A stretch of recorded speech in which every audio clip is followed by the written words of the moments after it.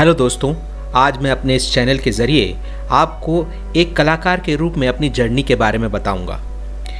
इस सब की शुरुआत कब और कैसे हुई और कौन कौन सी दिक्कतों का सामना मुझे करना पड़ा और मुझे अपना पहला पेड स्केच असाइनमेंट कैसे मिला और मैं आर्टिस्ट के रूप में अपने आप को आज कहाँ देखता हूँ, इन सब विषयों के बारे में बात करूँगा। तो बने रहिए मेरी इस खास पेशकश में मेरे और अपने पसंदीदा YouTube channel sketching with Naval में। कोरोना और लॉकडाउन, इन दो शब्दों ने हमारी लाइफ को बिल्कुल बदल कर रख दिया है। जब 2020 में कोरोना की पहली लहर आई थी, तब मैं भी औरों की तरह खाली बैठकर घर में यही सोचता रहता था कि घर कैसे चलेगा, फैमिली का क्या होगा, और ऐसे कई नेगेटिव ख्याल मेरे दिमाग में चलते रहते थे। बड़े बुजुर्ग कहते हैं कि खाली दिमाग शैतान का घर। मेरा दिमाग भी कुछ उसी ट्रैक पर चला गया था। खाना पीना, दिन भर टीवी देखना, घर वालों को हर बात के लिए टोकना, कमियां निकालना, बेवजह नाराज़ होना और बेकार के कामों में समय बर्बाद करना, यही मेरा एक काम था। और एक दिन अचानक YouTube देखते देखते मुझे कुछ ऐसा दिखा जिसने मेरा पूरा जीवन बदल कर रख दिया और मुझे एक नई राह दिखाई। मैंने कुछ पेंसिल से बने हुए रियलिस्टिक स्केचेस और पोर्ट्रेट्स देखे जो दिखने में बिल्कुल ब्लैक एंड वाइट फ़ोटो जैसे दिखते थे। मैंने सोचा कि क्या कोई इतना अच्छा भी ड्रॉ कर सकता है कि असली फ़ोटो और स्केच में फ़र्क करना मुश्किल हो जाए। ये काम मुझे जचा, क्योंकि इसकी दो वजह थी। एक तो एकांत में एक जगह बैठकर काम करना था और ऊपर से उस काम के लिए आपको पैसा भी मिल सकता था। सुनने में तो अच्छा था, पर इस लेवल तक पहुंचना और अपने लिए इससे रोज़गार पैदा करना शुरू में तो बहुत ही मुश्किल था।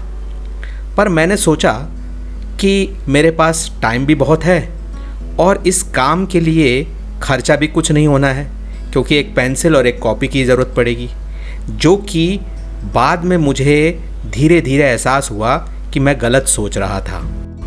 मेरी आर्ट बचपन से अच्छी थी और स्कूल के दिनों में मैंने पेंटिंग भी की थी, पर कभी उसे इतना अच्छा नहीं बनाया था कि कोई प्राइज़ जीत सकूं और उसे कैरियर के रूप में लेने के लिए सीरियसली कभी घर वालों से बात की हो। पर हाँ, आर्ट और ड्राइंग मुझे फैसिनेट बहुत करते थे और आप ये भी कह सकते हो कि मैं एक बहुत आर्ट लवर बंदा हूँ। पर स्केचिंग की शुरुआत मैंने एकदम से नहीं की, बल्कि मैंने स्कल्पटिंग यानी मूर्तिकारी में पहला हाथ आजमाया और जल्द ही मैंने मिट्टी से छोटी छोटी मूर्तियाँ बनाने की शुरुआत कर दी। दीवार पे सीमेंट से हाथी घोड़े भी बनाए। पर यह काम था तो मज़ेदार, पर इसमें दो परेशानियाँ थीं कि ये काम बहुत थका देता था और मिट्टी में साथ साथ एक बात और होती है कि उसको पकाना पड़ता है। अगर पकाए ना तो उसमें क्रैक आ जाते हैं। ये मेरी परेशानी थी और इसी वजह से मैंने सोचा कि इस काम में मेरी दाल नहीं गलने वाली। इसलिए मैंने जो है स्केचिंग की तरफ ध्यान दिया, जो कि एक आसान काम था, क्योंकि उसमें पेंसिल और ड्राइंग बुक का ही यूज़ किया जाता था। तो मैंने सोचा कि क्यों ना यही किया जाए। अब जब भी मुझे मौका मिलता, मैं पेंसिल और ड्राइंग बुक लेकर बैठ जाता। शुरू के स्केच अगर आप देखेंगे तो शायद आपकी हंसी भी छूट सकती है। घर पर सभी ने सोचा 2 दिन का शौक़ है और खाली बैठकर भी ये क्या करेगा, तो कुछ कहा नहीं। पर उनकी परेशानी तब बढ़ गई जब ये शौक़ जुनूनियत यानी पैशन की तरफ बढ़ने लगा, क्योंकि मैं अपना 90% समय आर्ट को देने लगा और 10% समय रोज़मर्रा के कामों के लिए इस्तेमाल करता था, जिससे धीरे धीरे घर में कलेश होने लगा, क्योंकि मैं घर वालों को समय नहीं देता था और देर रात तक ड्राइंग करता रहता था। लॉकडाउन तक तो जैसे तैसे चलता रहा, पर जब लॉकडाउन खुला और मैंने अपना रूटीन नहीं बदला तो घर में सबको परेशानी होने लगी। वाइफ कहने लगी कि तुम छोटे बच्चे हो क्या, अपने काम पर ध्यान दो, इन सब से समय बर्बाद करके कुछ हासिल नहीं होने वाला, तुम हमारी फैमिली लाइफ डिस्टर्ब कर रहे हो। हफ्ते में 1-2 दिन बोलचाल भी बंद रहती थी। आर्ट के प्रति मेरा जुनून इतना था कि अपनी दुकान में खाली बैठे बैठे मैं कागज़ के बचे हुए टुकड़े, अखबार के खाली कोने और हर जगह, यहाँ तक कि दुकान की दीवारों पर भी ड्राइंग बनाना शुरू कर दिया मैंने। इस बात की परवाह किए बगैर कि कोई क्या सोचेगा, सच कहूँ इस तरह की फीलिंग मुझे अपने पूरे जीवन में कभी भी नहीं हुई, जैसा कि मैं अब फील कर रहा था। 1 मिनट के लिए भी फेल होने का ख्याल मेरे दिमाग में नहीं आता था। धीरे धीरे मुझे कुछ पॉजिटिव रिस्पॉन्स मिलने लगा, लोग तारीफ़ करने लगे, थोड़ा बहुत एप्रिसिएशन घर से भी मिलने लगा, पर नाराज़गी अभी भी बरकरार थी, वो कम नहीं हुई। घर पर मेरी दाल नहीं गल रही थी, पर दोस्तों और बाहर के लोगों ने अच्छी प्रतिक्रिया दी। जब मैं ड्राइंग का सामान ऑनलाइन मंगाने लगा तो घर वालों ने फिजूल खर्ची का ताना देना शुरू कर दिया, तो मैं चुपचाप उनसे छुपाकर सामान मंगाने लगा। जैसे तैसे 1 साल बीत गया और मुझे याद है कि जनवरी 2021 में मुझे मेरा पहला स्केच का ऑर्डर मिला। वह भी मेरे एक प्रशंसक और कस्टमर जो कि मेरे काफ़ी नज़दीकी हैं, उन्होंने मुझे पहला स्केच दिया। हालांकि इससे पहले मैं आपको एक बहुत रोचक घटना बताना चाहूँगा।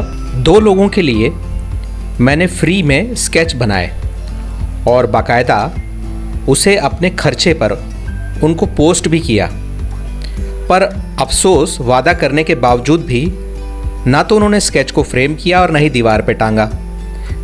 और इस बात से मुझे बहुत दुख पहुंचा। जब भी मैं उन्हें फ़ोन करूं या जब भी मैं उनसे बात करूं तो वो ये कहें कि हाँ अभी टाइम नहीं लगा, अभी हम, यानी कि कोई ना कोई बहाना बना के उन्होंने मुझे टाल ही दिया। और धीरे धीरे करके मैंने उनसे पूछना भी छोड़ दिया कि भाई तुमने उस स्केच का क्या किया। वीरेंद्र ने अपनी होने वाली पत्नी का स्केच बनवाने के लिए दिया। वह भी मेरा एक सच्चा प्रशंसक है। मुझे उस काम के लिए उसने 500 रुपये दिए, जिसमें से 250 रुपये तो मैंने फ्रेम में ही निकाल दिए। पर मैं खुश था क्योंकि वो मेरा पहला कस्टमर था और मेरी गाड़ी चल निकली थी। दूसरा स्केच भी मुझे याद है कि एक कस्टमर मेरी दुकान पे आया और वो आया तो किसी और काम से था, पर क्योंकि मैंने अपने स्केच दीवार पे टांग रखे हैं तो उन्हें देखकर उसने पूछा कि ये किसने बनाए हैं। मैंने बोला मैंने बनाए हैं, तो उसने इसे देखकर काफ़ी तारीफ़ भी की और मुझे कुछ एडवांस देकर बोला कि आप मेरे लिए भी ऐसा स्केच बनवा दें। छोटा सा एक पासपोर्ट फ़ोटो उसने दिया था। यह काम मैंने 800 रुपये में किया था, पर सच कहूँ मुझे डर लग रहा था कि कहीं वो मना ना कर दे पैसे देने से, पर उसने ऐसा नहीं किया और इससे मेरा कॉन्फिडेंस बढ़ गया। धीरे धीरे पत्नी को भी यकीन हो गया कि ये कुछ ज़्यादा ही सीरियस है और ड्राइंग भी ठीक ठाक बना रहा है और कम ही सही पर पैसे भी आने लगे हैं।